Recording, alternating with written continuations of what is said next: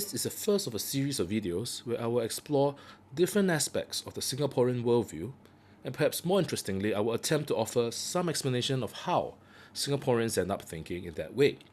However, before I begin, I need to make three big disclaimers. In this video series, I'm going to be describing Singaporeans using very broad generalizations of categories or stereotypes. Our first disclaimer is not every Singaporean belongs to this stereotype. We all know Singaporeans who are rebels and non-conformists. In this video series, when I make a certain claim, my point is that a significant number of Singaporeans can be described using these categories. And in some cases, an overwhelming majority of Singaporeans can be described in that way.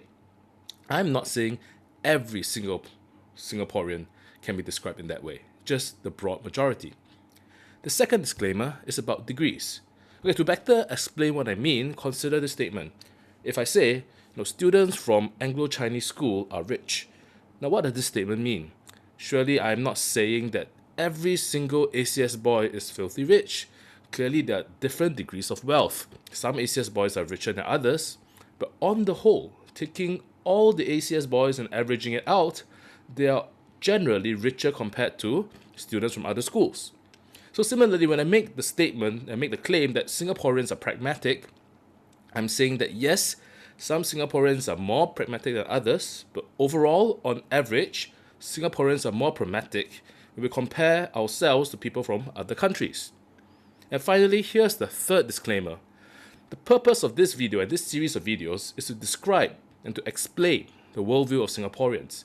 It is not the purpose of this video to criticize or to judge these worldviews. I'm not making these videos to say that Singaporeans need to think differently or to advocate for a different kind of worldview. I'm just here to describe and to attempt to explain. Alright, now that we have gotten the disclaimers out of the way, let's start proper with the first video in this series. Singaporeans are pragmatic and they are not idealistic. Now, what do we mean by these terms pragmatic and idealistic? To put it simply, pragmaticists, people who believe in pragmatism, are people who believe that the most important thing which matters to them are the results or the outcomes. Sometimes pragmaticists may even say things such as, the ends justify the means.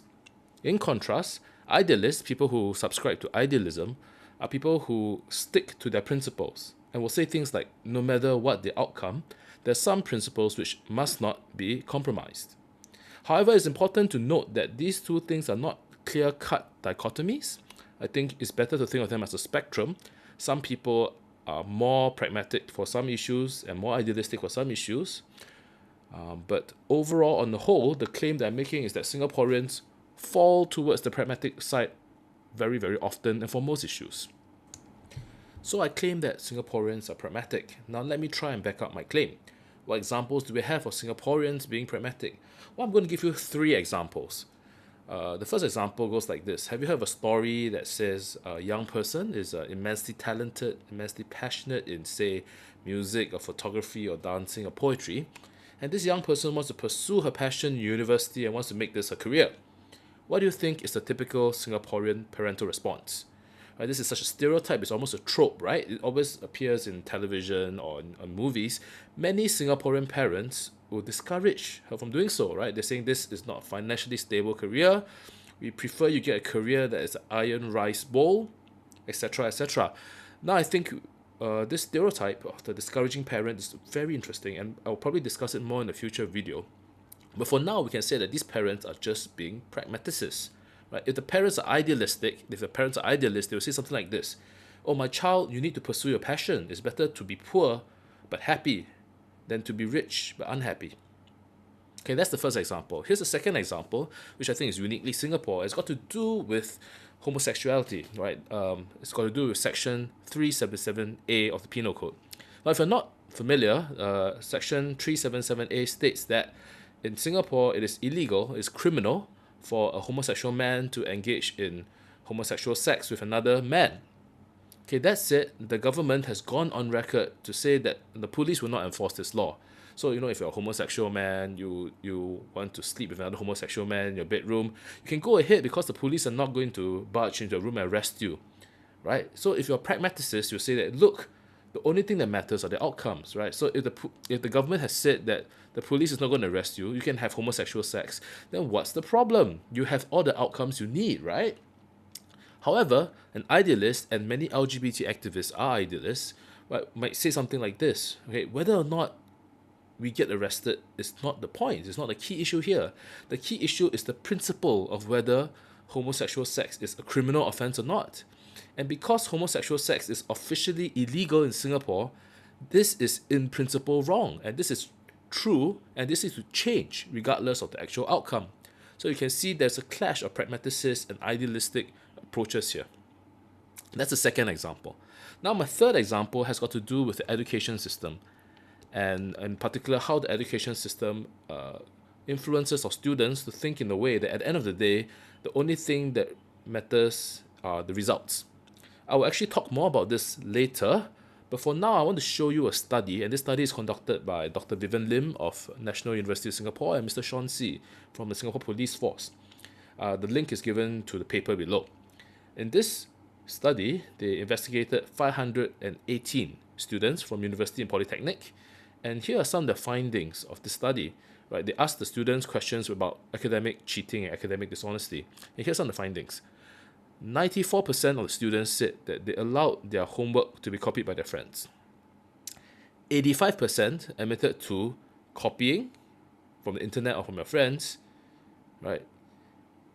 And 81% admitted to inventing data which doesn't exist so that you have something nice to write on your homework and submit it. 52% admitted to collaborating with friends to share answers during a test or an exam. Right, and the list goes on. It's seriously quite worth a read. Go and click on the link below and read through the paper. So why am I telling you this? How is academic dishonesty related to pragmatism? Well, an idealist will say something like, it is never correct to cheat. It is always wrong to be dishonest. But a pragmaticist might say something like, well, the ends justify the means, right? Since outcomes are the most important, since getting the grades is the most important, well, it's not that big a deal if I cheat and I can get away with it, right? So if these are our students' attitudes towards things like honesty, I'm going to suggest that there's a similar reason why Singapore has been ranked top 10 in the world in internet piracy. And by far, we are the richest country in the top 10. So it's quite unlikely that Singaporeans are downloading things illegally because we can't afford it, right? So ask yourself this question. How many people do you know in Singapore, right, download or stream movies illegally? Is it because they can't afford it? It's probably not, right? It's because they know that they can get away with it. They know that they save a whole bunch of money. Well, the ends justify the means. They kind of know it's illegal, but they kind of think that it's not that big a deal since no one's really hurt, no one's really harmed, or to the best of their knowledge. But the ends justify the means. I get my movie, I save a ton of cash, I can get away with it. Now we're at the final part of this video, where I attempt to offer explanations to how or why the Singaporeans end up being so pragmatic. I'm going to give you two possible reasons. The first reason has got to do with the government, or the PAP government. Now consider these two stories of the late Mr. Lee Kuan Yew. In his memoir, The Singapore Story, Mr. Lee shared that during the Japanese occupation, he actually worked for the Japanese. He helped to interpret fragments of stolen intel from Morse code from the Allied sources. Right, so the narrative is that when Mr. Lee was doing, he was doing what was indeed necessary to survive. And with this job, maybe, some people say that, by working with the Japanese and collaborating with the Japanese, he gave him new insights on how to run the country, how to be a better future leader. So the ends justify the means, right? But contrast this story with the narrative of Lim Bo Seng or Elizabeth Choi, both of whom are celebrated as heroes, given how much they resisted the Japanese and how much they endured physical torture when tortured by the Japanese. Right? There's some dissonance here, right? Here's another story of Lee Kuan Yew. This is a story, and this is quite well documented, that pre-independence, in the early days of the PAP, Lee Kuan Yew decided to ally himself with leftist labour unionists, in particular Mr. Lim Chin Siong and Mr. Fong Swee Suan. Now, the narrative goes that he disagreed with their political ideology, but he needed these two people because he needed to get influence over the working class Chinese. He need to get influence over the Chinese trade guilds. And the narrative goes that he was very successful. In the end, PAP was very successful. Singapore was very successful. So this unholy alliance worked out well and was the justified thing to do. Before we go and talk further about that, but important side note is to realize that many historians now question this narrative, but that's not an issue I want to go into in this video. Right, this video we're still talking about pragmatism, about the ends justifying the means. So our political ethos, ever since the time of Lee Kuan Yew, has always been pragmatism, right? I'm not a communist, but I will ally with the communists so I can get my pragmatic means. But a few years later, he will clamp down very hard on the very same people he allied with, lock them up with no trial. Why? Because, again, for pragmatic reasons, right? Because he says that if I don't do this, if I don't lock people down, if I don't clamp down the communists, Singapore's survival is at risk. And there's no way we're going to risk Singapore's survival, so I have to do something like that. And now this is a very common narrative given by the government, right? If we don't do this, Singapore won't survive. If we don't do X, then Singapore won't survive. I think this is a really, really interesting piece of rhetoric. I like to call it the survivalist rhetoric. And this line of thinking is so prevalent and influential that we probably will revisit this again in future videos. Okay, so this is the first reason. The PAP government has set pragmatism as our national ethos since the time of independence. And certainly some of this has affected the way we think and the way it trickles down. The second reason is something they've already mentioned earlier. It's about the education system. Now, I believe that our current worldviews, how we think, our mental habits, our values, our beliefs, they're strongly shaped by our own experiences growing up, by our childhood experiences. If you grew up in Singapore, a big part of your childhood experience is going through the Singapore education system. Your worldview will almost certainly be shaped by the meritocratic culture of the Singapore education system you went through. And not just your experiences in school, but even outside of school, when you interact with parents. How do your parents talk to you? How do your parents influence you about what it means to be a good child? Or what it means to be a successful child? So from young, many of us, and maybe even most of us, right, we grew up learning that to be a good child, to be a successful child, nothing matters as much as good exam results.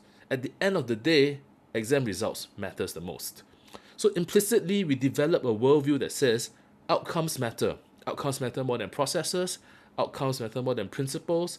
That is why, in primary school, when I was doing my things here, I would try to peek at my classmate to try to copy his things here. Or when I fail my things here, and my teacher chopped the parent signature chop, I would try and forge my parent signature, and sometimes I'll get away with it. Right? The ends justify the means. And this is the environment we grew up in. Okay, so on top of that, we can also talk about things like private tuition. Right? Why do parents send their kids to private tuition? Is it because it is to give them a sense of holistic education? No, right? It's really because results matter and they try to squeeze better exam results. We can even talk about things like CCA, right? How many students participate in CCA because of those 2 bonus points?